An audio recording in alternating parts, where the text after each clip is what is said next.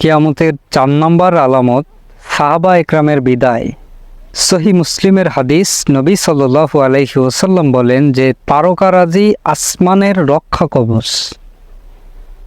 যখন তারকা থাকবে না তখন আসমানের যা হবার তাই হবে। আর আমি রাসূল হলাম সাহাবীদের জন্য রক্ষা কবচ। যখন আমি থাকবো না তখন আমার সাহাবীদের যা হবার তাই হবে। এই জন্য আমরা দেখি যে রাসূল জীবিত থাকা অবস্থায় কখনো সাহাবা একরামের মধ্যে কোনো প্রকার যুদ্ধ বিগ্রহ এটা লাগেনি, কিন্তু রাসূলের মৃত্যুর পরে সাহাবা একরামের মধ্যে কয়েকটি যুদ্ধ হয়েছে। এরপরে রাসূল বলেন যে আমার সাহাবা একরাম হচ্ছে আমার পুরা উম্মতের জন্য রক্ষা কবচ। যখন আমার সাহাবারা থাকবে না তখন আমার উম্মতের যা হবার তাই হবে। এজন্য দিন ইসলামের কোনো বিষয় বুঝতে হলে, কোরআন হাদিস বুঝতে হলে, কোনো আমল বুঝতে হলে এটা সাহাবা একরাম কেমনে বুঝেছেন, কিভাবে করেছেন, এটা আমাদের সাহাবা একরাম থেকে নিতে হবে।